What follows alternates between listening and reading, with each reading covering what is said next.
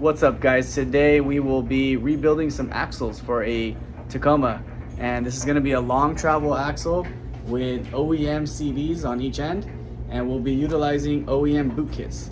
So if you want to see a step-by-step on how to do it, check out my LC100 boot stretch mod. It's essentially the same procedure, but today's going to be somewhat of a vlog, and we'll just go over the rundown on how to do it in your garage.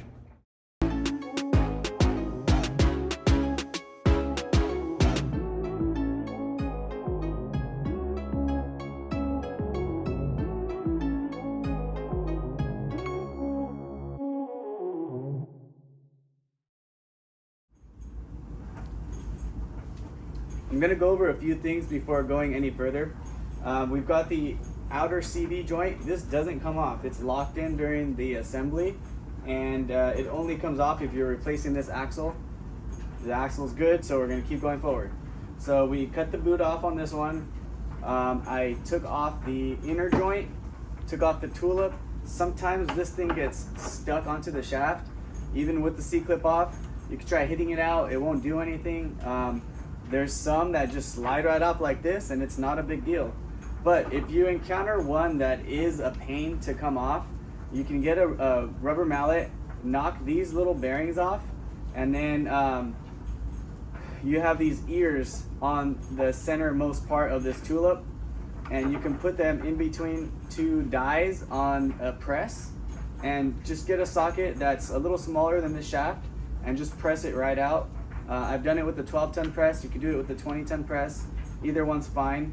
And then when you put it back together, you put the tulip back on, put the snap ring back on, and these just get hammered back on with a rubber mallet, essentially the same way you took them off.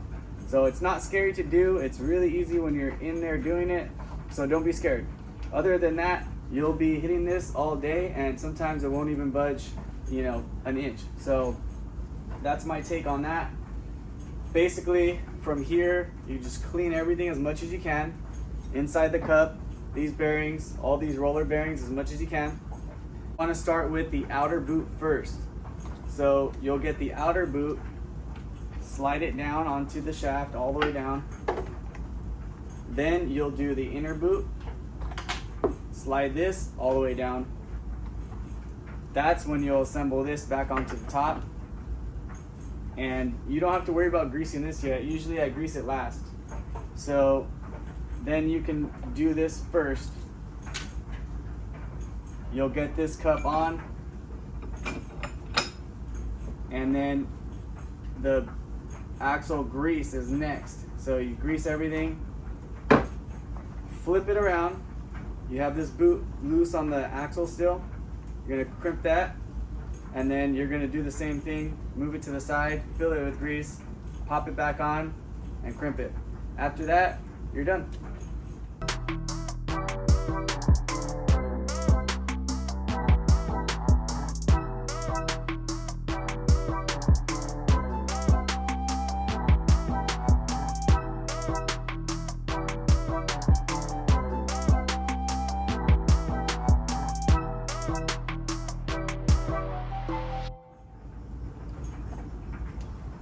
Okay, I wanted to just make a few corrections on what I said earlier. So I grease and crimp this one first. That way you don't have to worry about anything, because this joint won't come off.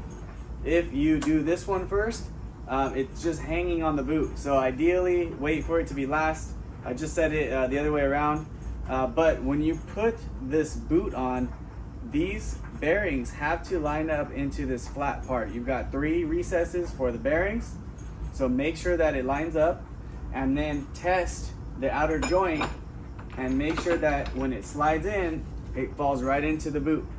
There are grooves cut out to fit the axle. I've messed it up before where they don't line up and you're trying to put this on and it doesn't go on. So either you're gonna have to spin this whole boot around, and now that it's crimped, it's super hard, or you're gonna have to take it apart full of grease, take this C-clip off, and move this around till it matches. So just a word of advice so it doesn't happen to anyone else.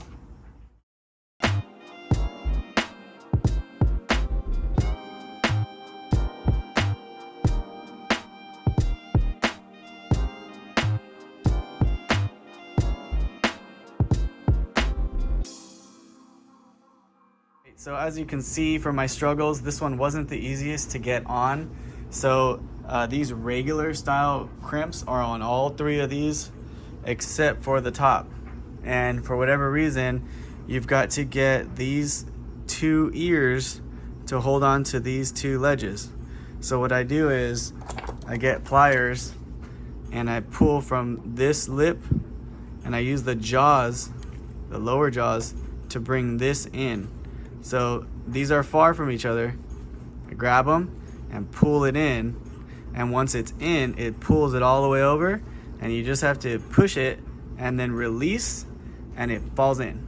So sounds complicated, but it's not. You just have to have a good pair of pliers that are small enough to get there and that are adjustable. So these are going to be my Knipex Cobras, and they're the smallest ones. There's 3 sizes, so this is going to be the smallest one of the 3, and I use them all the time. So props to Knipex, those are awesome pliers. Last part before we're done here is change this little snap ring or C-clip that goes inside the diff on the front end and locks it in when you put the inner CV. And customer requested a little bit of paint, so I will sand, clean it with some alcohol so there's no grease, and shoot it with some Steel It so it holds up to the conditions. It's a lot better than that standard regular black spray paint. Steel It is like a hybrid powder coat style spray paint. So I'm gonna do all that and I'll show you the after results. So these are all done. OEM boots, OEM clamps, resprayed the center with Steel It, and these are good to go for the customer onto his long travel Tacoma.